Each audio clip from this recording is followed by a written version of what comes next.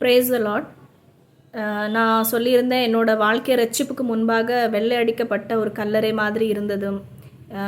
ஆனால் ஆண்டவர் ரட்சிப்பின் பாதையில் வழிநடத்த ஆரம்பிக்கும்போது ஆண்டவர் என்ன ஒரு சகோதரியோடு இணைத்து அவங்க மூலியமாக ஒரு ஜப குழுவில் ஜபம் நடக்கிற ஒரு சகோதரியோடு இணைத்து ஒவ்வொரு நாளும் அந்த ஜபத்தில் கலந்து கொள்ள வச்சாங்க.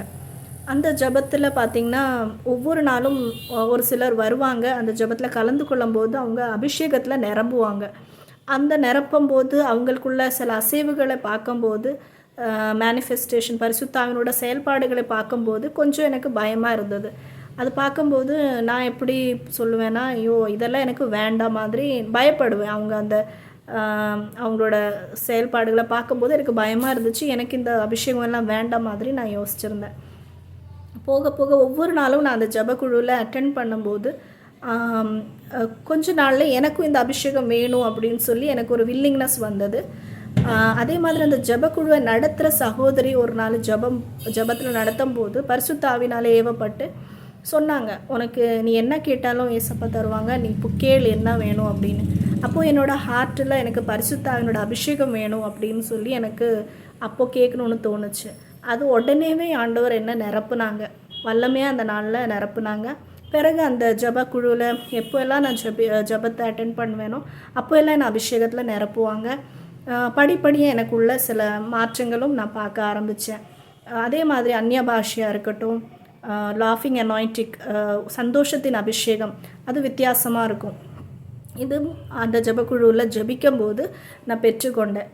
அந்த அபிஷேகம் ரொம்பவே எனக்கு பிரயோஜனமாக இருந்தது. அதே மாதிரி நான் ஒரு சபையில் சேர்க்கப்பட்டு அந்த சபை மூலியமாக ஆண்டவர் ஒவ்வொரு வாரமும் அந்த சபையில் அக்கினி அபிஷேக ஆராதனைன்னு சொல்லி நடத்தப்படும். அந்த அபிஷேகம் தொடர்ந்து நான் ரிசீவ் பண்ணிகிட்டே இருந்தேன். அந்த அபிஷேக ஆராதனைன்னே சொல்லி அந்த ஆராதனை இருக்கிறதுனால அந்த அபிஷேகத்தில் ஒவ்வொரு வாரமும் நிரப்பப்பட எனக்கு பிரயோஜனமாக இருந்தது. என்னோடய அபிஷேகம் வல்லமே நான் பெறுறதுக்கும் இன்னும் ஆவிக்குரிய வாழ்க்கையில் வளர்கிறதுக்கும் பிரயோஜனமாக இருந்தது. பரிசுத்தாவினோட அபிஷேகம் தான் என்னோடய வாழ்க்கையில் அந்த சத்தியத்துக்குள்ளே நடத்துறதுல ரொம்ப எனக்கு ஹெல்ப் பண்ணாங்க பரிசுத்த ஆவியானவர். இப்போது ஆண்டவர் ஒவ்வொரு சத்தியத்தை நான் அறியும் போது பரிசுத்த ஆவியின் அந்த பாதையில் கொண்டு சென்று என்ன அந்த பெற்றுக்கொள்ளும்படி வைப்பாங்க. இப்போது ஆவின் கனின்னு சொல்லப்படும் போது அன்பு, சமாதானம், சந்தோஷம் இந்த மாதிரி இருக்கும்போது நான் அன்பு வேணும் ஆண்டவரே அப்படின்னு கேட்கும்போது எனக்கு அந்த பாதையில் ஆண்டவர் நடத்தி அதை நான் ரிசீவ் பண்ணும்படி ஆண்டவர் வச்சாங்க. அதே மாதிரி ஒவ்வொரு விஷயத்துலேயும் பரிசுத்த ஆவியனோட ஒத்தாசை எனக்கு கிடைச்சது. பரிசுத்த ஆவி மூலமாக அநேக கட்டுகள் என்னோடய வாழ்க்கையில் அறுக்கப்பட்டிருக்கு. ஏன்னா நம்ம பரிசுத்த ஆவியினால நுகங்கள் முறிக்கப்படும் அப்படின்னு சொல்லப்பட்டிருக்கு. அதே மாதிரி என்னோடய வாழ்க்கையில் என்னென்ன காரியங்கள் ஆண்டுக்கு பிரியமில்லாமல் இருந்ததோ அத்தனையும் ஏசப்பா எனக்கு விடுதலை கொடுத்தாங்க. நம்ம வேதத்தில் பார்க்கும்போது கூட பழைய ஏற்பாடில் 1 சாமுவேலில் சவுல்னு சொல்லப்பட்ட அவங்கள அபிஷேகம் பண்ணும்போது அவங்க புதிய ஹிருதயத்தை பெற்றுக்கொண்டாங்கன்னு சொல்லப்பட்டிருக்கும் அதில். அதே மாதிரி பேதுரு புதிய ஏற்பாடில் பார்க்கும்போது அவங்க ஆண்டரோடு எப்போவுமே இருக்கணும்னு நினைத்தவங்க. ஆனால் ஒரு குறிப்பிட்ட ஆண்டவரை அவங்க மறுதளிக்கிற மாதிரி ஒரு சூழ்நிலை வந்தது.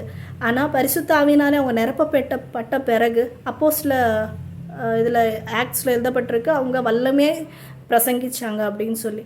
ஸோ அதே மாதிரி தான் இப்போது நம்ம அப்போஸ்தலரில் 9ஆம் அதிகாரத்தில் கூட 17-18 படித்து பார்த்தோம் அப்படின்னு சொன்னால், அனன்யா அப்படின்னு சொல்லி அவங்க பவுலை அபிஷேகம் பண்ணும்படி ஆவியானவர்னால் ஏவப்பட்டு அவங்க பவுலை அனாயிண்ட் பண்ண போவாங்க. ஸோ அந்த நேரத்தில் கூட பவுலுக்கு என்ன ஆகும்னா அவங்க கண்கள் திறக்கப்பட்டுச்சு. அதே மாதிரி அவங்க ஞானஸ்தானம் எடுத்தாங்க அப்படின்னு சொல்லப்பட்டிருக்கு. ஸோ அதே என்னோடய வாழ்க்கையிலே நடந்தது. நான் வாசிக்கிறேன். அப்பொழுது அனன்யா போய் வீட்டுக்குள் பிரவேசித்து அவன் மேல் கையை வைத்து, சகோதரனாகிய சவுலே, நீ வந்த வழியில் உனக்கு தரிசனமான இயேசுவாகிய கர்த்தர் நீ பார்வை அடையும்படிக்கும் பரிசுத்த ஆவியினாலே நிரப்பப்படும்படிக்கும் என்னை அனுப்பினார் என்றான். உடனே அவன் கண்களில் இருந்து மீன் செதல்கள் போன்றவைகள் விழுந்தது. அவன் பார்வை அடைந்து எழுந்திருந்து ஞானஸ்தானம் பெற்றான். அதே மாதிரி பரிசுத்த ஆவியானவர் எனக்குள்ளே வந்த பிறகு என்னை சத்தியத்துக்குள்ளே அதிகமாய் நடத்த ஆரம்பித்தாங்க. ஞானஸ்தானம் எடுக்கணும்னு ஒரு வில்லிங் ஹார்ட்டும் பரிசுத்த ஆவியானவர் எனக்கு கொடுத்தாங்க. பரிசுத்த ஆவியானவர் எவ்வளோவாய் நம்மளோட வாழ்க்கையில் முக்கியமாக இருக்கிறது அப்படின்னு சொல்லி என்னோடய ரட்சிப்பின் பாதையில் நான் ஒவ்வொரு ஸ்டெப்பில் நான் புரிஞ்சுக்கிட்டேன்.